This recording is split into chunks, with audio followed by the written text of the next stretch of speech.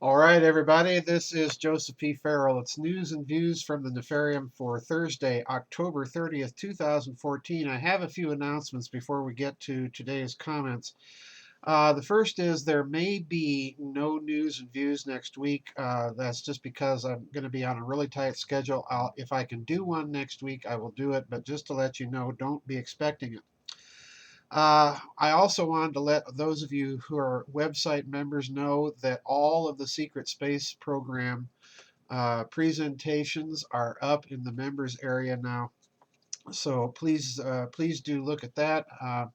Secretary Fitz and I just recorded another interview for her Solari report, which should be up tonight on her website, and we'll get it in the members area hopefully sometime this weekend. Our vid chats, pardon me, for those of you who have been asking, will be resuming on November 14th. I'm sorry about this, but tomorrow is Halloween, so I decided not to schedule one. I have heavy commitments next week, so the earliest I can get in the next vid chat will be on November 14th.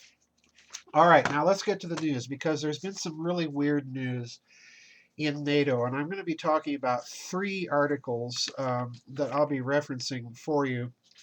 The first is from the Washington Post, the second is from RT, the third is from a geopolitics and strategy website that I think is rather interesting. Now, the first headline that I want to talk about is the Washington Post, and the article dateline and headline is NATO says Russian jets, bombers circle Europe in unusual incidents.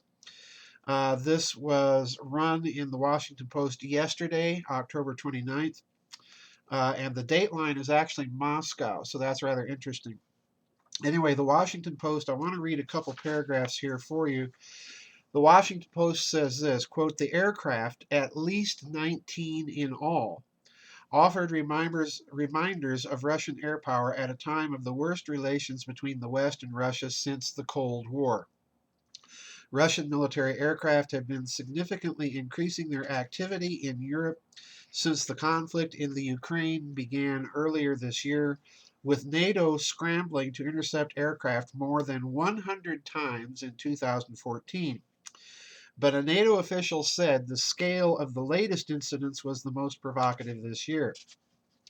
Over the Atlantic Ocean and the North, Black, and Baltic Seas, Russian bombers, fighter jets, and tanker aircraft were detected flying in international airspace, NATO said.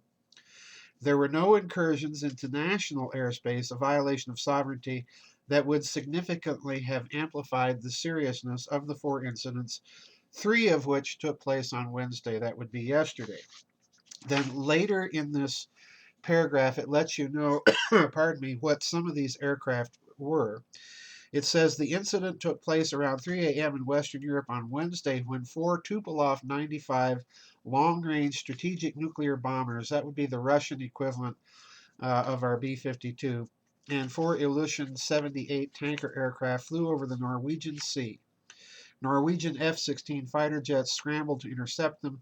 Six of the planes returned to Russia, but two of the bombers skirted the Norwegian coast, flew past Britain, sending Typhoon fighter jets to scramble in response. And then they finally looped west of Spain and Portugal, attracting Portuguese F 16s. Then the two bombers appeared to return to Russia, Janssen said. All right, so what we have then is NATO claiming that Russia has stepped up dramatically, and especially in the last 2 days, incidents of the old Cold War testing of Western defenses. And the Washington Post does not mention this, but it was mentioned on RT. In addition to these incursions or tests, the Russians also tested a submarine launched ballistic missile at the same time, capable, of course, of carrying nuclear warheads. Now, against all that backdrop of increased tensions in the Ukraine, increased tensions between Russia and the West, Russia flexing what little muscle it has left in terms of its conventional forces, we have this news story from RT. And the headline here is France to hand over first Mistral helicopter carrier on November 14th. Now you recall that France was building two of these helicopter aircraft carrier assault ships for Russia, and they were supposed to have been delivered sometime beginning this autumn on into next year. And then, of course, the Ukraine business came along, and the United States imposed sanctions and began twisting the arm of Europe. France initially said basically that they were going to ignore American sanctions and sell the aircraft carriers to Russia anyway. Then they backed off of that, and now it appears this is back on. Listen to this. Uh, France may hand over the first of two Mistral helicopter carriers to Russia on November 14th, Deputy Prime Minister Dmitry Rogozin said. He announced that Moscow had received an invitation to take delivery at France's Saint-Nazaire shipyards. Rosoboron Export, Russia's state-owned armed exporter, has received an invitation to arrive in Saint-Nazaire on November 14th, where 360 Russian sailors and 60 specialist trainers are already, Rogozin said. On that day, Vladivostok, the first of the two Mistral-class helicopter carrier ships, should be handed over to Russia. The deputy prime minister also assumed the second carrier, the Sevastopol, would also be in dock. We act from the fact that France must protect its own reputation as a reliable partner, including on issues of military cooperation, he said. France has already stressed that for them this would be the litmus test of their national pride and sovereignty, the deputy prime minister added. On Tuesday, French Defense Minister Jean-Yves Le Drian said that France will decide on the delivery of the Mistral-type helicopter carriers to Russia only in November. The French president stated earlier that if the political situation does not improve, he will not permit delivery of the helicopter carriers, Le Drian said. The president will make a decision by November. So, in other words, France is sending out very mixed signals. They're telling the United States and the West one thing, that no, we're going to make a decision in November, while at the same time, Dmitry Rogozin, Russia's deputy prime minister, is saying that no, we've received an invitation to be present at the launching at Saint-Nazaire on November 14th, and we already have Russian sailors and technicians there. So, what's going on here? Well, the final story I want to talk about before I comment is a very important story. I will link this for you. If you recall, a couple of weeks ago, I blogged in the written blogs on my website about the German defense company Rheinmetall Borsig. I think I blogged about it. If I didn't, then let me tell you what Rheinmetall Borsig has recently decided. Rheinmetall Borsig is one of the West's largest armaments companies, defense industries, all right? Rheinmetall was one of the big armaments producers for Germany going all the way back to the time of the Kaiser. So in other words, it's been around. It's still an established company. It's well known throughout the world as one of the major technologically sophisticated defense contractors. Rheinmetall recently came out and announced that they wanted to move their headquarters out of Germany because that would allow them to avoid all the German legal restrictions and regulations on armaments exports. All right. But with that in mind, now consider this article. The article is titled Germany Helped Prepare Russia for War, U.S. Sources Say. And I want to read 4 paragraphs from this very important article. The very first 2, and then a couple of paragraphs later on down the line. It begins this way, quote, "The world was shocked when Russian Special Operations Forces invaded the Crimea with advanced technology, drastically improved operations, and with so much operational security that even agencies in the U.S. intelligence community didn't see it coming.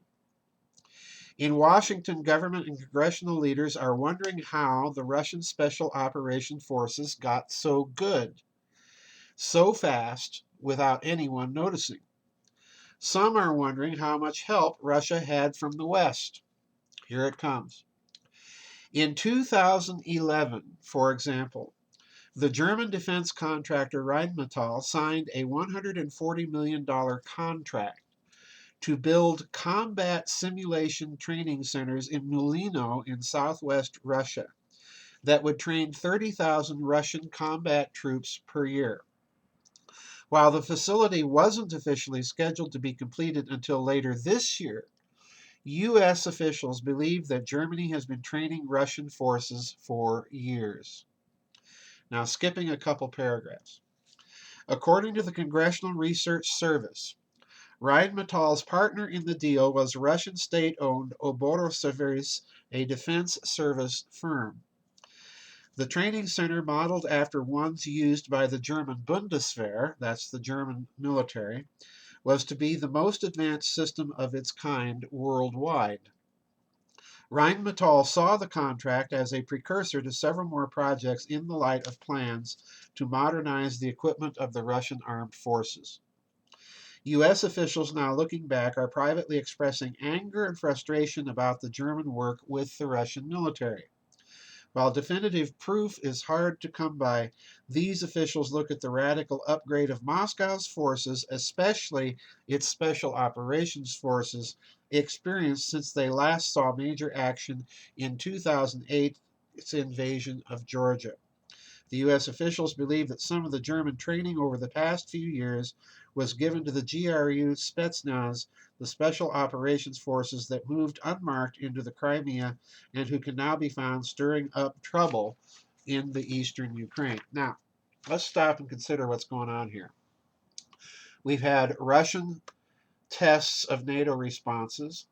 We've had begrudging European participation in the sanctions. However, with the French story about the Mistral aircraft carriers being kind of on wobbly ground, and now this very important story about the German defense contractor Rheinmetall. And folks, whether you know it or not, the 120 millimeter cannon on the American M1A1's Abrams tank is a German cannon produced under license. It's a Rheinmetall cannon. So in other words, this is a very large German defense corporation.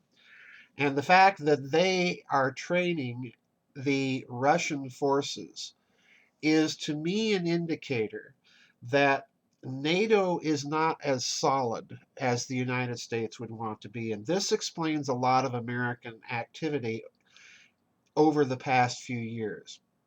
Because if Germany is training the Russian military in this fashion, my suspicion is that the long-term goal, and let's look at France too, let's not forget that they've been wavering on those aircraft carriers.